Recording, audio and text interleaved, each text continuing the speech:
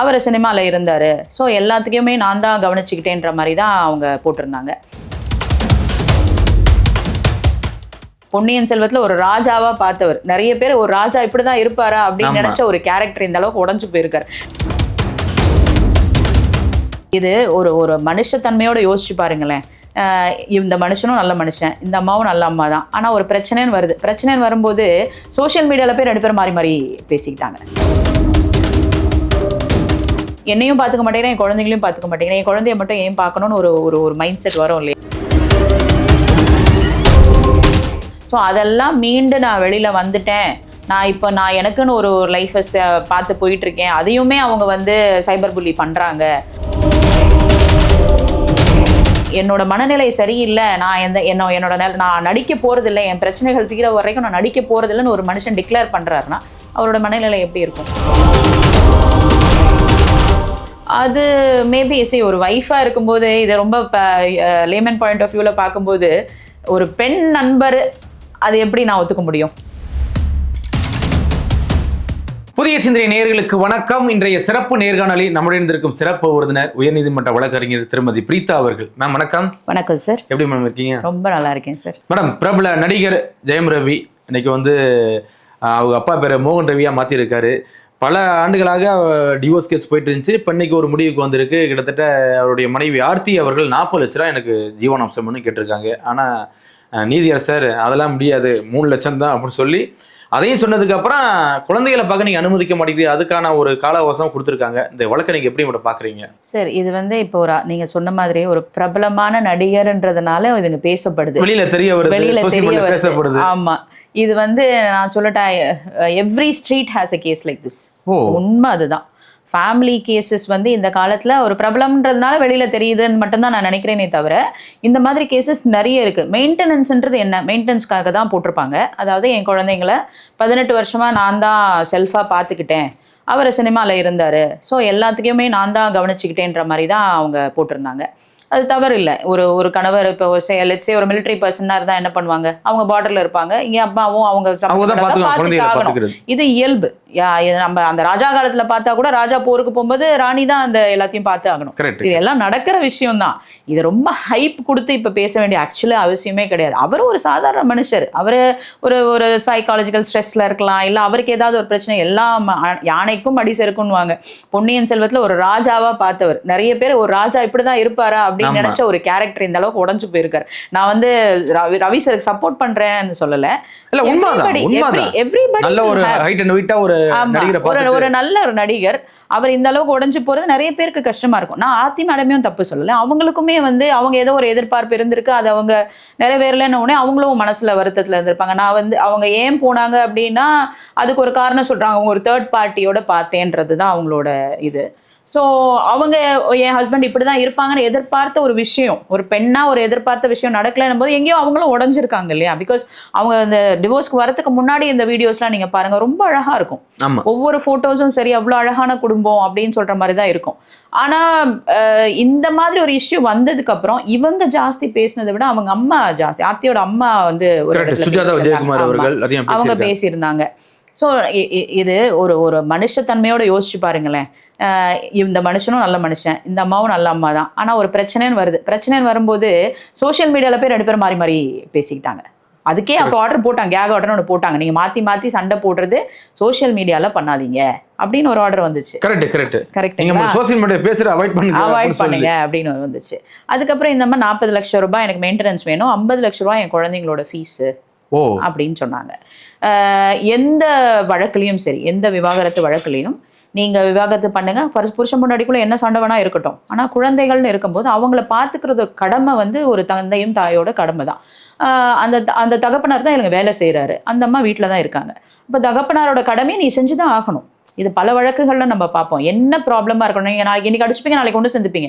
குழந்தைங்களை நம்ம வந்து அதுல ஆமா எக்ஸாக்ட்லி. அப்போ நீ அந்த குழந்தைக்கு தேவையான மெயின்டெனன்ஸ் காசை நீ கொடுத்துதான் ஆகணும். அவன் 40 லட்ச ரூபா கேட்டிருக்காங்க. மேபி அவங்க லைஃப் ஸ்டைல் அப்படி இருக்குது, அவங்களுக்கு கேட்கக்கூடிய எல்லாம் உரிமையும் இருக்கு, அந்த லைஃப் ஸ்டைல் எனக்கு அப்படி இருக்குன்னு சொல்றாங்க. ஆனா இவர் என்ன பண்றாரு, இப்ப நான் நடிக்கல, என்னோட மென்டல் எபிலிட்டி எனக்கு வந்து சப்போர்ட் பண்ணல, அதனால நான் நடிக்க போறது இல்லைங்கிறார். இப்போ சம்பாதிக்காத ஒரு மனுஷன் எப்படி அந்த பைசா 40 லட்சம் ஒரு மாசத்துல கொடுக்க முடியும்? கொடுக்க முடியாத சூழ்நிலை. ஆனா அது என்னதான் ஒரு நடிகருடைய மனைவியா இருந்தாலும் 40 லட்ச ரூபாங்கிறது கொஞ்சம் அதிகமா தெரியல. ரொம்ப ரொம்ப அதிகம் தான் சார். ஒரு கேஸ்ல ஒரு ஜட்ஜி கேட்டாங்க, ஏமா நீ உழைக்கவே மாட்டியா அப்படின்னு ஒரு ஜட்ஜி கேட்டாங்க, ஞாபகம் இருக்கா? ஆமா. இன்னும் நான் நிறைய ஜட்ஜ்மெண்ட் சொல்லுவேன். அதாவது இப்போ ரீசெண்டாக ஒரு ஜட்ஜ்மெண்ட் பார்த்தேன். அதாவது மனைவி வந்து நல்லா சம்பாதிக்கிறாங்க, நல்ல பண வரவு இருக்கிற ஒரு பர்சனு. அப்படி இருக்கும்போது எல்லா பேர்டனையும் வந்து அப்பா கிட்ட தான் போடணுன்ற அவசியம் இல்லை. கண்டிப்பா நீங்களும் உங்க குழந்தைகளை பார்த்துக்கலாம். அவருக்கு இப்போ நிறைய பேர் ஐடி கம்பெனிஸ்ல வேலை செய்யறவங்க நிறைய பேர் லே ஆஃப்ல இருக்காங்க சார். டக்குன்னு வேலையில இருந்து தூக்கிடுவாங்க. ஆமா. ஒரு நோட்டீஸ் எல்லா இருக்கு. இஎம்ஐல தான் அந்த மனுஷனோட வாழ்க்கையே இருக்கும். வேலை போயிடுச்சு, என்ன பண்ணுவாங்க? ஸோ ஏதாவது ஒரு சப்போர்ட் எதிர்பார்ப்பாங்க. மனைவியும் கணவன் கிட்ட சப்போர்ட் எதிர்ப்பாங்க. ஒரு குடும்பத்தில் ஒரு மாதத்துக்கு 50,000 ரூபாய் செலவாயிருக்கு, ஃபீஸுக்கு ப்ரொவிஷன்ஸ்க்குலாம் செலவாகுதுன்னா வேலை இல்லாத டைமில் நீ என்ன பண்ணுவ? அதே செலவை நீ 10,000 15,000 சுருக்கிப்ப. அதுதான் ஒரு கணவன் மனைவிக்குள்ளே இருக்கிற ஒரு அண்டர்ஸ்டாண்டிங். என் கணவனுக்கு வேலை இல்லை, அதனால அதுக்கேற்ற மாதிரி என்னோட கடமைகளையோ என்னோட செலவுகளையோ நான் சுருக்கிக்கணும் அப்படின்ட்டு. அதை தான் மேபி அவங்க அங்கே எதிர்பார்த்துருக்கலாம். பட் அந்த அம்மா வந்து என்னோட லைஃப் ஸ்டைல் இதுதான், எனக்கு இது தேவைப்படுது அப்படின்னு கேட்கறது அவங்க உரிமை. நம்ம அதை தப்பு சொல்லவே முடியாது. அதுக்கு உண்டான ஆவணங்களையும் அவங்க கொடுப்பாங்க. அதாவது இதுல 2 ஸ்டேஜ் வரும். இந்த நீதியரசர் வந்து தீர்ப்பு வந்து இந்த அளவுக்கு கொடுத்துருக்க மாட்டாங்க. அதுல நீதியரசர் என்ன பண்ணுவாங்கன்னா, எது தேவை எது தேவையில்லை, நீட்ஸ் வாண்ட்ஸ் 2 இருக்கு. பேசிக் நீட் என்ன? எனக்கு 3 வேளை நான் சாப்பிடணும், நான் தூங்குறதுக்கு ஒரு வீடு இருக்கணும், என்னோட ஷெல்டருக்கு நான் உடுக்கிறதுக்கு உடை இருக்கணும். அதுதான் நீடு. அது நீ சம்பாதிக்கலையோ கூலி வேலை செஞ்சாவது அதை நம்ம பண்ணிட்டு இருப்போம் பிள்ளைங்களுக்கு. ஸோ இப்போ அவர் வேலை இல்லாத தருணத்தில் 40 லட்ச ரூபா கொடுக்க முடியாதுன்னா அவர் நினைக்கல. கண்டிப்பாக கொடுக்க முடியும். அவர் இருக்கிற மனநிலையை நீங்க பார்க்கணும். என் பிள்ளைகளை பார்க்க விட மாட்டேங்கிறேன், என் மனைவி பர்சனலா ஒரு பிரச்சனையில இருக்கும்போது குழந்தைகளை பார்க்க விடாத உண்மைதானா கேட்டா, இல்லங்க அவ இப்போனாலும் பார்க்கலாம், வந்து போகலாம், நாங்க ஒன்றும் தடுக்கலையே அப்படின்னாங்க மேடம் அவங்க தரப்பு. இவங்களுமே பிஸி, அவங்களுமே பிஸி. குழந்தைங்க ஸ்கூலுக்கு போறாங்க, இவருமே பல பிரச்சனைகளுக்கு நடுவில் இருந்தாரு. அவர் பார்க்குற நேரத்தில் மேபி அவங்க குழந்தைங்களை கூட்டு வந்திருக்க மாட்டாங்க, இல்லை இவருங்க கூட்டு வர நேரத்தில் அவர் அவைலபிளா இருந்திருக்க மாட்டாரு. இந்த மாதிரி பிரச்சனைகள் இருக்கும். பட் இதோட உண்மையா என்ன பார்த்தீங்கன்னா, எல்லா மனைவிக்கும் என்ன இருக்கும், என்னையும் பார்த்துக்க மாட்டேங்கிறேன், என் குழந்தைங்களையும் பார்த்துக்க மாட்டேங்கிறேன், என் குழந்தைய மட்டும் ஏன் பார்க்கணும்னு ஒரு மைண்ட் செட் வரும் இல்லையா? ஒரு கோவம் இருக்கும். அந்த கோவத்தால கூட இருக்கலாம். ஸோ இப்போ நீதியரசரே சொல்லிட்டாரு, குழந்தைங்களை பார்க்க விடுங்க. இவர் எக்ஸ்டென்ஷன் கேட்டார். இந்த மாதிரி முதல்ல வந்து 40 லட்ச ரூபா அந்த அம்மா கேட்கும்போது என்னால் கொடுக்க முடியாதுன்னு அவர் சொல்லலை. எனக்கு டைம் கொடுங்கன்னு தான் முதல்ல கேட்டார். டைம் கொடுங்க அப்படின்னு கேட்டார். டைம் கொடுக்க முடியாதுன்ட்டு அப்புறம் ஹைகோர்ட்ல இந்த டைம்லாம் கொடுக்க முடியாது, 2 வாரத்தில் நீங்கள் முடிவு பண்ணி ஆகணும்ட்டு ஃபேமிலி கோர்ட்டுக்கு திரும்ப டைரக்ட் பண்ணுறாங்க ஹைகோர்ட். ஏன்னா இன்டர்ம்ன்றது ஏப்ரல் 2025 அப்படியே அவர் கொடுக்கல அப்படின்ற மாதிரி கணக்கு இருக்கு. அப்போ அந்த பட்சத்தில் நீங்கள் கொடுத்துருங்க, இதை வந்து இதுக்கு மேலே நீட்டிக்க முடியாது. ஏன்னா அந்த குழந்தைங்களையும் பார்த்துக்கணும் இல்லையா? அந்த அம்மா அவங்க வேலைக்கு போகல, வீட்டில் தான் இருக்காங்க, பார்த்து தான் ஆகணும். அப்படின்னதுக்கப்புறம் 2 வாரத்தில் முடிவு பண்ணுங்கன்ன போது 28/7 அப்போ வந்து அவங்க சொல்லியிருக்காங்க, நீங்கள் கொடுத்து தான் ஆகணும், 2 வீக்ஸ்க்குள்ளே முடிவு பண்ணிருங்கன்ட்டு. அப்புறம் இவருமே வந்து என்னால் 3 லட்ச ரூபா கொடுக்க முடியும் அப்படின்ற மாதிரி அக்செப்ட் பண்ணியிருக்காரு. முன்னாடி எக்ஸ்டென்ஷன் டைம் கேட்டவர் ஏதாவது என் பிள்ளைங்களுக்கு கொடுக்கணும். 3 பேர் ஆளுக்கு 1 லட்ச ரூபா போறாதா மாசத்துக்கு? சென்னையில் ஆளுக்கு 3 லட்ச ரூபாய் இருந்தால் ரொம்ப தாராளமாக அந்த குழந்தைக்கு எந்த கஷ்டமும் இல்லாமல் வாழலாம். ஏன்னா எல்லாருக்குமே தெரியும், ஒரு ஹியூமனாக ஒரு ஜட்ஜுமே அங்கே ஒரு ஹியூமன் தானே, அவருக்குமே புரியும்ல. ஓகே, இவரால் இப்போ இது பண்ண முடியுன்ற அளவுக்கு ரீசெண்டாக வந்திருக்காது தான், என்னால் 3 லட்ச ரூபா கொடுக்க முடியும் அப்படின்னு சொல்லியிருக்காரு. குழந்தைங்களை பார்க்கறதுக்கும் அவங்களுக்கு அனுமதி கொடுத்துருக்காரு. ஆனால் எப்படி மேடம் ஸ்கூல் ஃபீஸ் 50 லட்ச ரூபா சொன்னாங்களா மேடம், அதெல்லாம் எப்படி மேடம் நிவர்த்தி பண்ண முடியுமா? சார் அவங்க படிக்கிற ஸ்கூல்ஸ் அப்படியா இருக்கும். ஏன்னா அந்த மாதிரி ஸ்கூல்ஸ் இருக்காங்க, அந்த மாதிரி ஃபீஸ் வாங்க. 2 குழந்தைங்க இல்லையா, எப்படி இருக்குது. நிவர்த்தி பண்ண முடியுமா அப்படின்னா, நிவர்த்தி பண்ண முடியலன்னா அதுக்கு என்ன ஸ்டெப்ஸோ அவர் அதை எடுத்தாகணும். இப்போ இவங்களோட டிமாண்ட் சார், என்னோட டிமாண்ட், என் குழந்தைங்க இதே ஸ்கூலில் இருக்குது, இதே இதில் இருக்குது, இந்த லைஃப் ஸ்டைல்லேருந்து நான் கீழே இறங்க முடியாதுன்றதுனால இவங்க டிமாண்ட். அதே அவங்க சைடு வந்து என்னோட நான் என்ன நிலைமையில இருக்கேன், நான் ஒரு வாடகை வீட்டில் இருக்கேங்கிறாரு.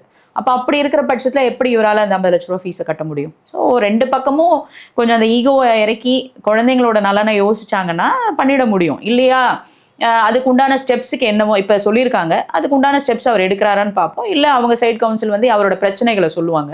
அதுக்கேற்ற மாதிரி எண்ட் ஆஃப் த டே அவருக்கும் ஒரு தகப்பனாராக ஒரு கடமை இருக்குது, பண்ண முடிஞ்சால் பண்ணுவார். அப்படி இல்லையா அவர் தரப்பு என்ன நியாயமோ அதை சொல்லுவாங்க. எனக்கு தெரிஞ்ச அவர் பிள்ளைகள் விஷயத்துல தெளிவா தான் இருப்பாரு, விட்டு கொடுத்து தான் போறாரு. ஆமா. ஆனா இப்ப அவருடைய மனநிலை பார்த்தா ரொம்ப மோசமா இருக்கு மேடம். ஏன்னா பிரஸ் மீட்ல நம்ம ஓப்பனா பார்த்தோம், அவர் மாத்தி பேசுறதா இருக்கட்டும், டென்ஷன் ஆகிறதா இருக்கட்டும்.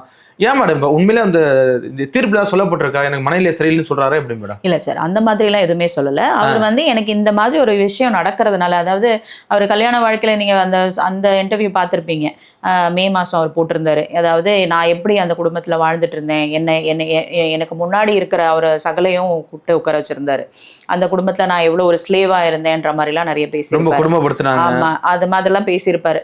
ஸோ அதெல்லாம் மீண்டு நான் வெளியில வந்துட்டேன், நான் எனக்குன்னு ஒரு லைஃபை பார்த்து போயிட்டு இருக்கேன், அதையுமே அவங்க வந்து சைபர் புல்லி பண்றாங்க, அதையுமே டீஸ் பண்றாங்க அப்படின்லாம் சொல்லியிருந்தாரு. ஸோ ஒருத்தரோட மனநிலை எங்க பாதிக்கப்படுது? பர்சனலா எந்த பிரச்சனையும் இல்லாதவங்க பாருங்க ப்ரொஃபஷனலாக நல்லா இருப்பாங்க.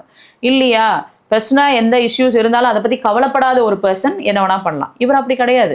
Like from the time he is acting, நம்மளும் பார்க்குறோம், ஒரு நிறைய இன்டர்வியூஸ் பார்த்துருக்கோம், ரொம்ப ஒரு ஒரு ஃபேமிலி பாண்டிங் ஒரு பர்சன் மாதிரி தான் தெரிகிறார். ஆர்த்தி மேடம் நம்ம அந்த அளவுக்கு பார்த்ததில்ல, பட் இவரோட பார்த்துருக்கோம். பட் இவர் வந்து exposed, he's exposed public. So இந்த மனுஷனுக்கு இப்படி ஒரு நிலைமையா? Apart from the fan base அதெல்லாம் விட்டுட்டு நம்ம ஒரு லேமன் பாயிண்ட் ஆஃப் வியூவில் பாருங்களேன், இவருக்கு என்ன அப்படி பிரச்சனை இருக்கும், என்ன இஷ்யூஸாக இருக்கலாம்னு யோசிக்கிற மாதிரி தானே இருக்கு. இவரே அழற அளவுக்கு, அதாவது இப்படி ஒரு ராஜாவா நடிச்ச ஒரு பர்சன் வந்து கேமரா முன்னாடி அழறாருன்னா, பத்திரிகையாளர் முன்னாடி அழுவுறாருன்னா பெரிய எக்ஸாக்ட்லி அவரோட மனநிலை எப்படி இருக்கும்னு அதை பார்க்கும்போது ஒரு சைக்காலஜி படிச்ச ஒரு யார் பார்த்தாலும் புரியும் எந்த அளவுக்கு அந்த மனுஷன் உடஞ்சு போயிருப்பாரு. It could be anything, any reason. அவங்கள பத்தி தப்பா ஒரு பர்சனோட கம்பேர் பண்ணி பேசுறாங்க, என்ன வேணா இருக்கட்டும். என்னோட மனநிலை சரியில்லை, நான் நடிக்க போறதில்லை, என் பிரச்சனைகள் தீர வரைக்கும் நான் நடிக்க போறதில்லைன்னு ஒரு மனுஷன் டிக்ளேர் பண்றாருன்னா அவரோட மனநிலை எப்படி இருக்கும்? கண்டிப்பா அதை குறித்து பார்க்கணும் இல்லையா? இல்லை, கவுன்சிலிங் தேவைப்படுமா மேடம்? திரு ஜெயம் ரவி அவர்களுக்கு கவுன்சிலிங் கொடுத்தா ஓகேவா எப்படி மேடம்? கொஞ்சம் மனநிலை வந்து மாறுமா? சரி, எனக்கு தெரிஞ்சு இது கவுன்சிலிங் அளவுக்கு போய் சரி பண்ற அளவுக்கு இருக்கான்னு தெரியல. அவருக்கு நல்ல நண்பர்கள் தேவை எனக்கு தெரிஞ்சு. கவுன்சிலிங்கை விட அவர் பகிர்ந்துக்கிறதுக்கு, அவரை புரிஞ்சுக்கிறதுக்கு அவர் அப்பா அம்மாவோடையும் இல்லை. ஏற்கனவே ஒரு சிங்கர் கணேஷா கூட இருந்தாங்க, அவங்க தான் எனக்கு எல்லாம் அடையாளம், அவங்களால தான் நிம்மதியா இருக்கலாம் சொன்னாரு. இப்போ அதனால இன்னைக்கு பெரிய ஒரு தலைவலி வந்துச்சா? அவருக்கு ஒரு நல்ல நண்பன் தான் சொன்னாரு. அப்பயுமே பார்த்தா என்னோட நல்ல நண்பன், ஒரு நல்ல ஃப்ரெண்ட், அவங்க எனக்கு வந்து நிறைய இடத்துல வந்து எனக்கு சப்போர்ட்டிவா இருந்திருக்காங்கன்னு சொல்றாங்க. அது மேபி ஒரு ஒய்ஃபா இருக்கும்போது இதை ரொம்ப லேமன் பாயிண்ட் ஆஃப் வியூல பார்க்கும்போது ஒரு பெண் நண்பர் அது எப்படி நான் ஒத்துக்க முடியும்? கண்டிப்பா அந்த கோவம் இருக்கு. ஆமா, அந்த கோவம். அண்ட் அவங்களுக்கு எங்கேயோ சரியா வந்திருக்காது. அதாவது ப்ரையாரிட்டின்றது மாறிடுது இல்ல. கரெக்ட். ஒரு வைஃப் இருக்காங்க, வைஃபோட ப்ரையாரிட்டைஸ் பண்ணி நீ வேற யார்கிட்ட ஒரு கேர்ள் ஃப்ரெண்ட் கிட்ட பேசுற அப்படின்னா ஆப்வியஸா எந்த வைஃப்க்கும் கோவம் வரும். மேபி அதுல நடந்த ஒரு சின்ன சர்ச்சையில தான் நடந்திருக்கு. பட் நண்பர்கள் அவருக்கு நிறைய வேணும். ஒரு ஃப்ரெண்ட் இல்லை, ஒரு நல்ல 4 நண்பர்கள் இருக்கணும் அவருக்கு. அதுக்கெல்லாம் கவுன்சிலிங் தேவையில்லை. அவர் I think he's very well matured to understand what's happening.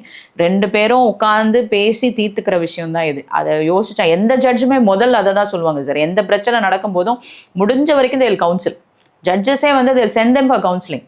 கொடுத்த உடனே நீ வந்து விவாகரத்து வந்துட்டியா, நான் விவாகரத்து கொடுத்துட்றேன்லாம் யாரும் சொல்ல மாட்டாங்க. தேல் சென்ட் தெம் ஃபார் கவுன்சிலிங். முடிஞ்ச வரைக்கும் அவங்கள வந்து சரி பண்ண தான் பார்ப்பாங்க. ஒவ்வொரு ஹியரிங்லேயும் அதை தான் அவங்க ப்ரெஸ் பண்ணுவாங்க. சரி, நீங்கள் கொஞ்சம் விட்டு கொடுத்து போங்க, நீங்கள் கொஞ்சம் விட்டு கொடுத்து போங்க, அப்படி தான் பேசுவாங்க. எல்லா ஜட்ஜும் பேசுவாங்க. யாரையும் பிரித்து வைக்கணுன்றது எந்த ஜட்ஜுக்குமே இது ரொம்ப இர்ரெக்கவரபிள் டிஃப்ரென்ஸு. அதாவது ஒன்றுமே செய்ய முடியாது, இதுக்கு மேலே இந்த பிரச்சனை பெருசாக போய் வேறு மாதிரி நிற்கும் அப்படின்னும் போது தான் அவங்க சைட் கண்டெஸ்ட் ஆகுறது. எனக்கு தெரிஞ்சு இவங்க ஃபேமிலியில் அந்த மாதிரி ஒரு இஷ்யூ இருக்க மாதிரி எனக்கு பர்சனலாக எனக்கு தெரியலை. அண்ட் அவங்களோட கண்டெஸ்ட் பண்ணுற ஒவ்வொரு விஷயங்களும் பார்த்தோம்னா கூட, ஐயோ இவ்வளோ நல்ல மனுஷனாக இருக்காங்க, இவ்வளோ நல்லவங்களா இருக்காங்க, இவங்க 2 பேரும் கொஞ்சம் பேசி சரி பண்ணிக்கிட்டா என்ன அப்படின்ற மாதிரி தான் மக்கள் பார்வையில் இருக்குது. எனக்கு தெரிஞ்சு இவர் கவுன்சிலிங் தேவையில்லை, நல்ல நண்பர்கள் வேணும், அவ்வளோ. கண்டிப்பாக மேடம், தொடர்ச்சியாக சந்திப்போம். மிக்க நன்றி மேடம். தேங்க்யூ.